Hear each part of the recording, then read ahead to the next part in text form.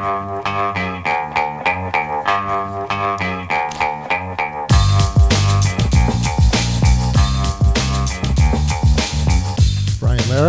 WNYC. Susan Page is back with us, Washington Bureau Chief for USA Today, and author of books about important women in politics and media, including Barbara Bush, Barbara Walters, her forthcoming one next year about Queen Elizabeth, and relevant to some of what we'll discuss right now, her book, Madam Speaker, Nancy Pelosi and the Lessons of Power. Pelosi, as you may know, has announced that she will not run for re-election next year. And this week, Susan sat down with the former Speaker of the House for kind of an exit interview. Here's a clip in which Susan asks about Zohran Mamdani and winds up hearing how Pelosi thinks the Democrats can win the presidency back in 2028. I don't think any mayor is the new face. I mean, we have a great mayor in San Francisco, and he's wonderful and he's doing a great job. I wish the mayor success. I want mayors to succeed, coming from the mayor's family where I lived my whole life when my father was mayor, and my brother was mayor. But I don't think you define who the face of the party is. That has to emerge from the party. And here's the thing, and count on this. In 2005, we said in the first year, the president's numbers, President Bush was 58% in January, 38% in September, because he gave us a gift. He was going to privatize Social Security. And now we know when we win the House next year is our path to the White House. And we have a big bench, some women on it, maybe more women will join that bench. And we have a Democratic Congress to talk about the issues in a way that the press will cover. The press doesn't really cover so much in the House, Democrats in the House, because we don't have power. When you have power, it's a different story. We won't be able to get his signature on things maybe, but we'll be able to slow down the terror that he is inflicting on the country. Nancy Pelosi with Susan Page, Washington Bureau Chief for USA Today. Hi, Susan. Welcome back to WNYC. Hey, Brian, my question for you, is the Brian Lawler Show one of the reasons to love New York this year?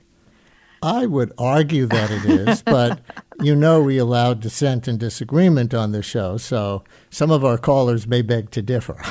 Well, I would definitely vote for your show as a reason to love New York. Well, thanks. And that was an interesting comparison of this year to 2005, right after President George W. Bush was reelected. Of course, now we have Trump reelected. Could you reflect on why you think Pelosi made that analogy and how much you think it might apply? Well, she definitely sees parallels between the situation when the Democrats managed to win back the House, control of the House, and make her the first woman speaker, parallels with what Trump faces today. His approval rating has gone down. In Bush's case, that was in large part due to the Iraq War. In Trump's case, I think concern about the economy has been the biggest factor eroding his support. And she makes the point that the best predictor historically in modern times to how who's going to win the midterms, what is the approval rating of the sitting president? And so this sitting president, a Republican, his approval rating is now sagged down into the 30s. Historically, that would be a sign that Democrats are going to do really well in next year's midterm elections. It's certainly relevant to President Trump's televised address last night on affordability. You just mentioned the economy, in which I thought he looked angry and defensive about his sinking poll numbers, especially on his economic job approval.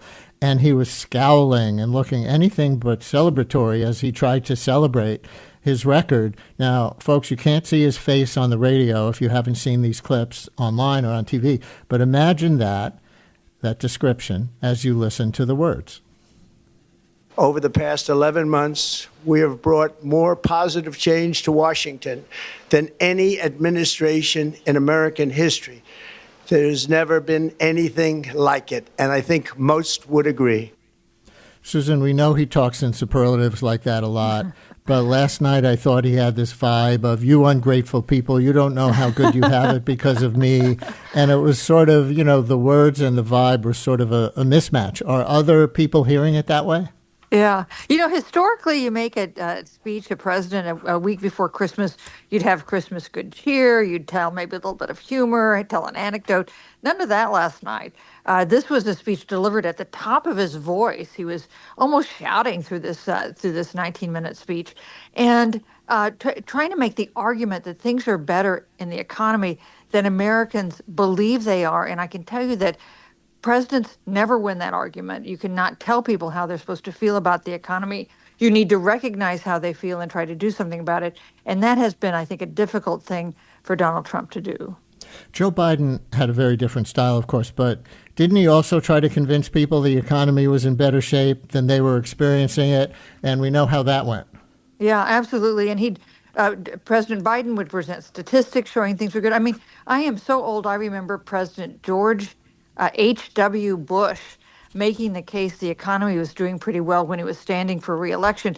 And in fact, the economy was in a recovery, although we didn't, I think, fully understand it at that point. You cannot persuade people who feel pinched by groceries and pinched by rent and facing a big spike in healthcare costs in just 2 weeks that things are going well. They just don't understand. Back to Pelosi. What did you make of her response in that clip about Mayor-elect Mamdani and the future of the Democratic Party? She said something that I think is probably right, probably reasonable. No one person is the future of the Democratic Party. But did you get any more from her on Mamdani? Well, it was interesting because she didn't repeat his name. And one thing a politician might have said is that, well, he had a wonderful victory, but we had other people had victories with much more moderate stances. She clearly does not want Mayor-elect Mamdani to be the face of the Democratic Party. She is in fact personally very liberal, but she's always politically pragmatic. And I think that is not how she sees a route to victory in the presidential election in 2028. And she's, of course, been used by the Republicans over the years herself as the face of the left. Nancy Pelosi wants to remake the whole country in the image of her liberal San Francisco, that sort of thing. And now they may start using Mamdani that way. But she has also clashed with the left in the Democratic Party, including with Alexandria Ocasio-Cortez, right? Oh, well, they had a big conflict when AOC first came to Washington. And you remember she supported a sit-in at Pelosi's office. If you wanted to give some advice to a new Democratic member of Congress, do not anger Nancy Pelosi. And I think it took them a long time to get over that. And when I was interviewing her for the book I did, one of the interviews I did was right after she had a really angry meeting with the Democratic caucus, including a clash with the members of the squad, as they were then called. And she referred to them as more interested in showing what purists they were than in actually getting anything done. Was she going to be primaried from the left next year? I'm not sure that conflict hurt Alexandria Ocasio-Cortez's rise to prominence. So is Pelosi going to be primaried from the left next year if she didn't decide to retire? Hey, first of all, it didn't hurt AOC with her voters, but it hurt her in terms of building the kind of personal relationships that give you power within Congress, something that she has, in fact, been very good at in the years since then. So there was a cost, I think, to that conflict with Pelosi. Yes, Pelosi was already being challenged. It was clear that AOC's former chief of staff was going to be among those challenging her. And she had been served for 20 terms. She told me that she, in fact, had known for some time that she was going to step back, but she didn't announce it because she didn't want to be a lame duck. But yes, she was going to be primaried. She did say with quite some fervor that if she had decided to run, she would have won. And I think that's likely true, but it would have been a messier election than she's used to. I'm curious what you think then about this narrative of a need for generational change. I often think it's a cover for the ideological split in the party, and there's nothing wrong with ideological debate. It's a good thing. Necessary, as evidenced perhaps by how important and out in the open it was between Mamdani and Cuomo in the New York mayoral race. But when I look at who's getting primaried and who's not, Bernie Sanders, 84, isn't getting primaried on generational grounds as long as he's in office. Elizabeth Warren, 76. But younger Democrats like New York Congressman Richie Torres from the Bronx and Dan Goldman from Brooklyn, Manhattan, 49. Torres is only 37. Are next year because they're seen as not progressive enough for a wing of the party. And Senator Ed Markey of Massachusetts, who'll be 80 and is a progressive, is getting primaried by Seth Moulton, who's younger and saying generational, but is more centrist. And my point is, do you think generational change is a real concern or a cover for legitimate political differences? Hey, both things can be true. You can use generational change as a tactic to go after longtime members of Congress that you think aren't progressive enough. But there is also a sense, I think, in the country, not just in the Democratic Party, in the Republican Party as well, and the Republican Party has made this transition maybe more easily than the Democratic Party has, but a desire for generational change after we've had two presidents who set records with their age and who have faced scrutiny for whether they really have had the vigor and the mental acuity to serve as president. We had those questions, of course, with President Biden, and some people raise those questions now with President Trump. Looking at the news this week, you would think the biggest thing that happened in Washington, okay, maybe not the biggest, but was the publication of a Vanity Fair article with many dishy quotes from White House Chief of Staff Susie Wiles. Is there real news from that article as you see it? I have not read it through yet. Or just gossip about Trump and people in his orbit that won't affect policy or Americans' lives very much? Well, the news is that the president's top staffer and the staffer with whom he is personally closest and trusts the most is saying in the confines of the White House what analysts are saying outside the White House, which is that there's conflict within the administration, that he's weaponized the justice system. It's not that what she said was so extraordinary. In fact, it was such a common sense analysis of her own team. It's like that Michael Kinsley great line that a gaffe in Washington is when you accidentally tell the truth. That was the feeling you got from the Vanity Fair interview. So, Brian, you're a great student of people. Tell me, why do you think that Susie Wiles, who mostly avoids publicity, did 11 interviews on the record with this author? Well, I can only guess that she's got a no drama reputation, like no drama Obama, they used to say. She's got a no drama reputation, right? And I would only think that she sat down with the reporter from Vanity Fair many times because she thought she would put a convincing and what might seem like sensible spin on policy to somebody from the mainstream media, which they in general don't trust. But I've never met Susie Wiles. I've never interviewed Susie Wiles. So you tell me how close you think I came. Well, I think that's a very reasonable speculation.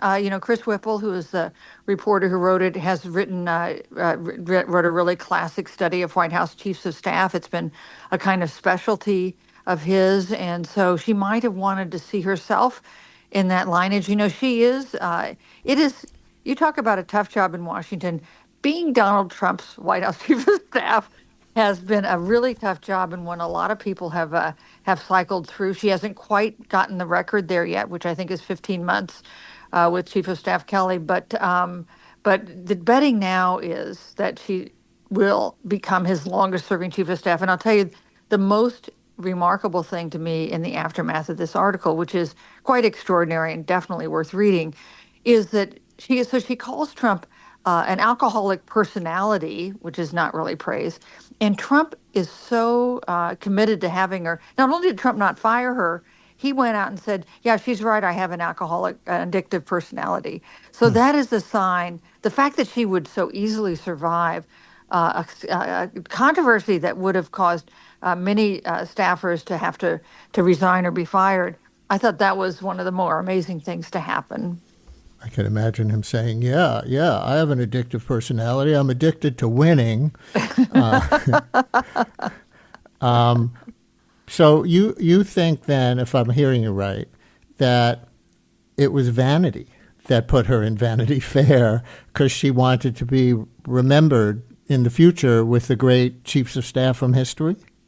So Vanity Fair, this great glossy magazine, they sent in a star photographer who took these portraits of not just Susie Wiles, but Vice President Vance and Secretary of State Rubio and others. So I think she was not the only one who was caught up with this idea that this would be a classy place to be.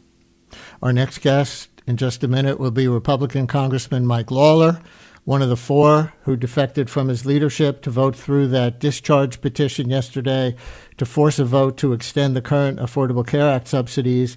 Why do you think Lawler and three from Pennsylvania stepped out of the fold in that way? Because they hope to be reelected in November.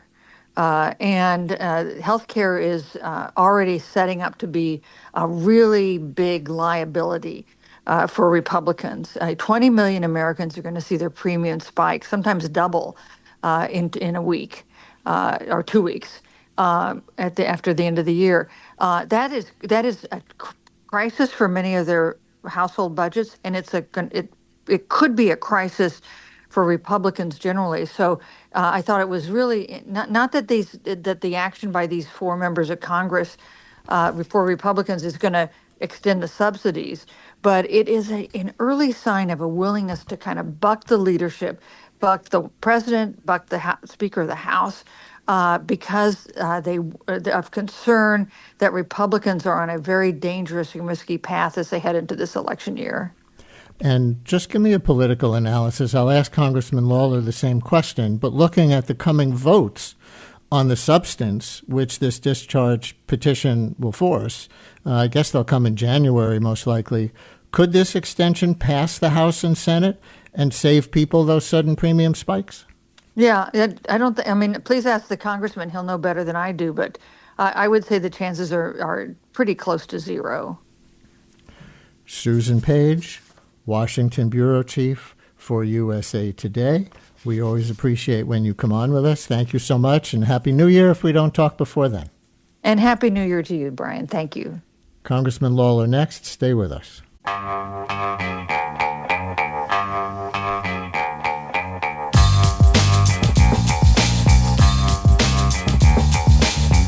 Brian Lehrer on WNYC. With us now, Congressman Mike Lawler, Republican from north of New York City. All are parts of Rockland, Westchester, Putnam, and Dutchess counties.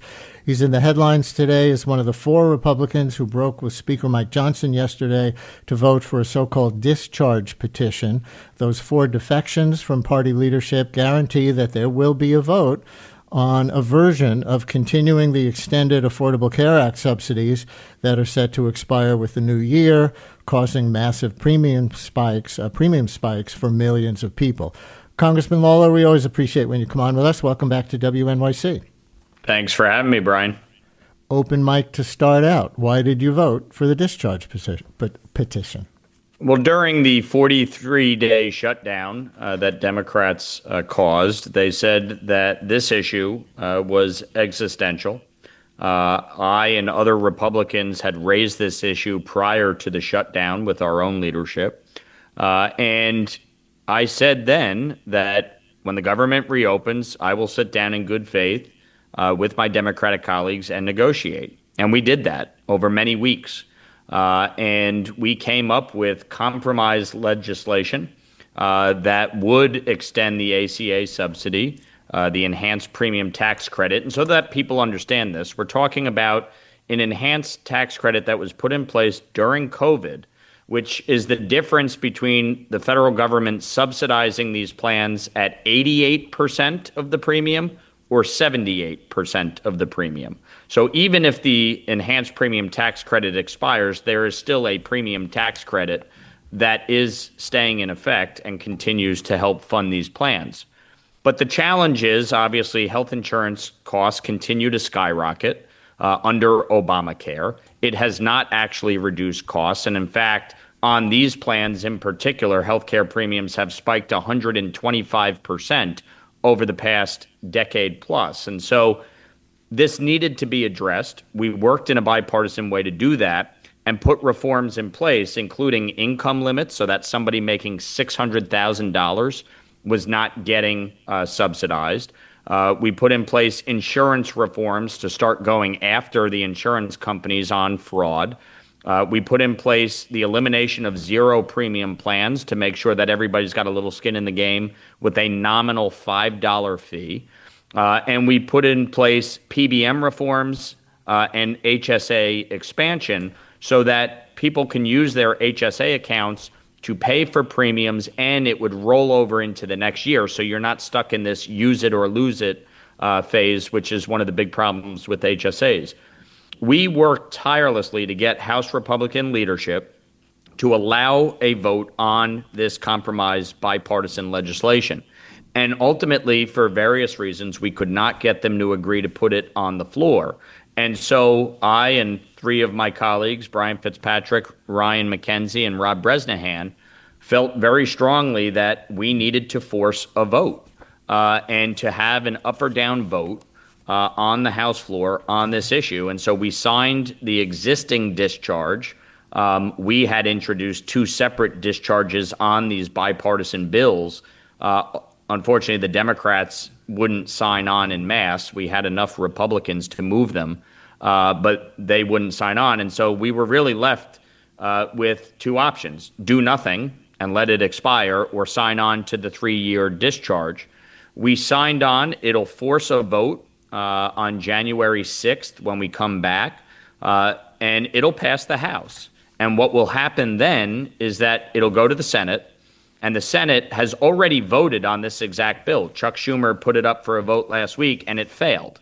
So the Senate will have to work in a bipartisan way to come back with compromise legislation, which will likely be similar to what we put forth in the House.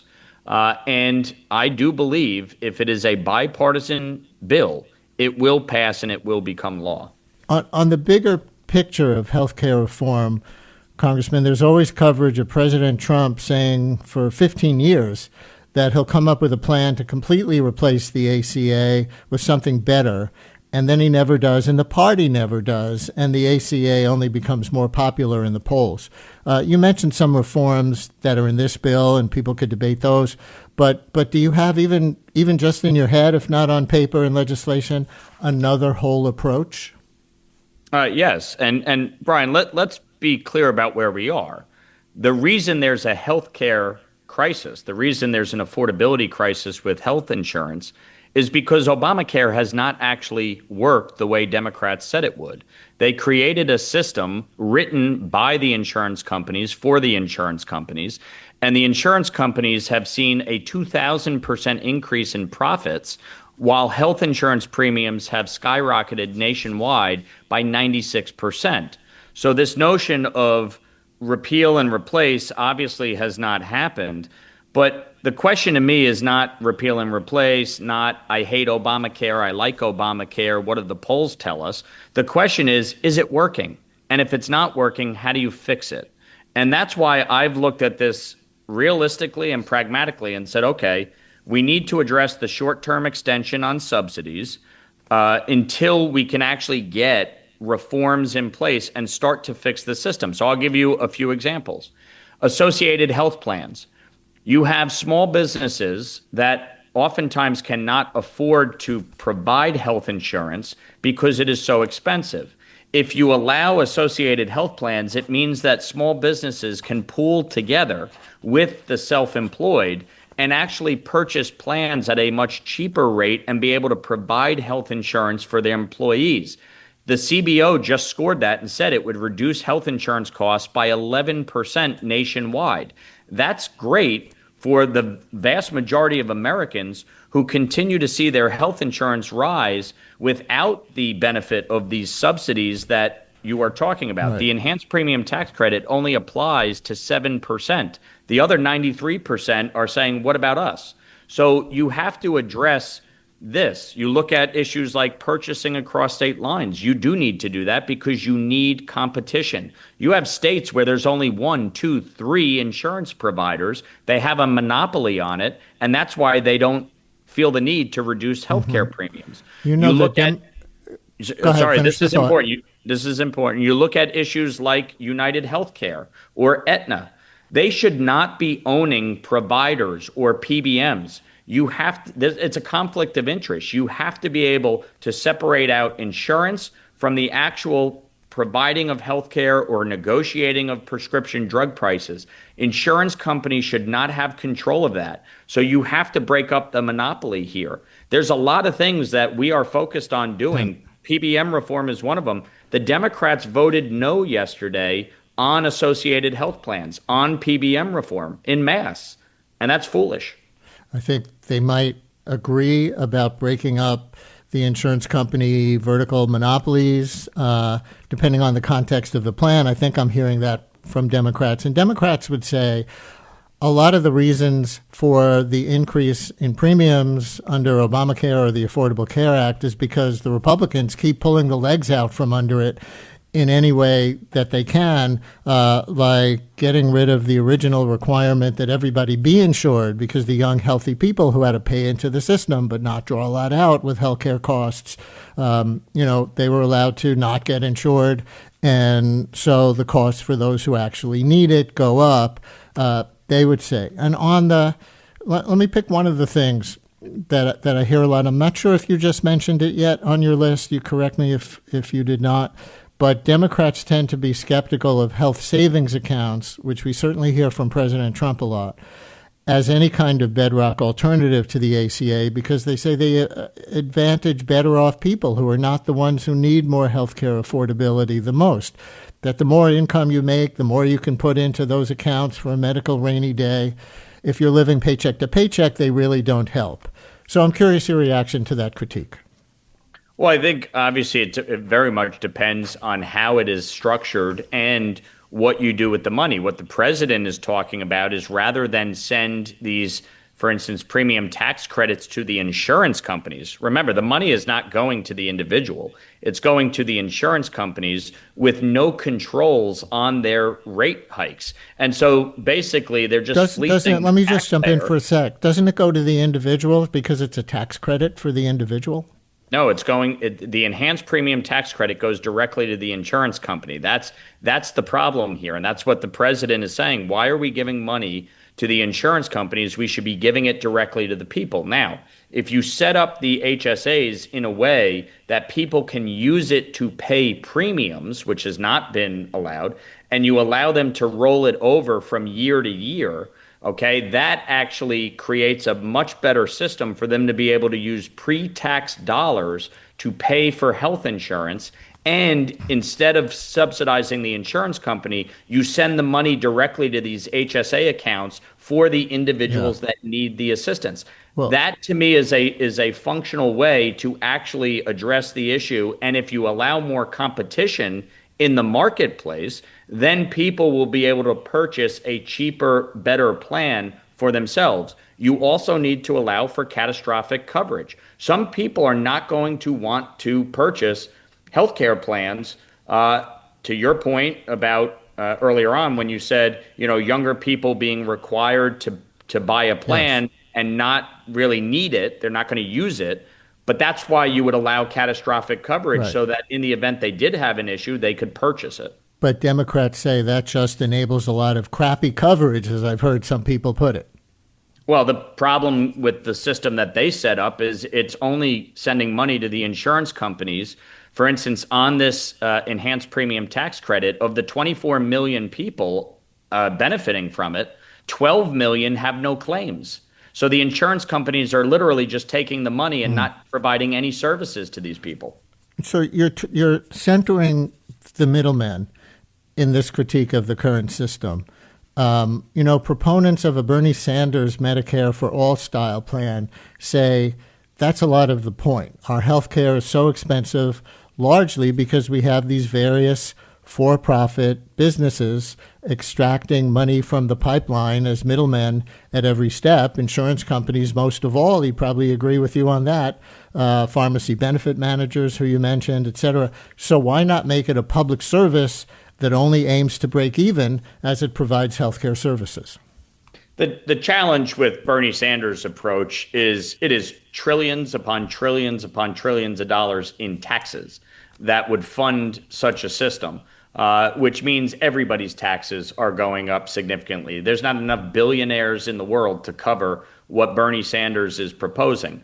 And so they would say, just because I know our time is short, they would say there's even more money going into the private system as the middlemen keep extracting from it. And so if they come up with, a fair tax rate, there might be a need for a tax increase in that scenario. But it would probably be cheaper in the large scheme of the economy and fairer.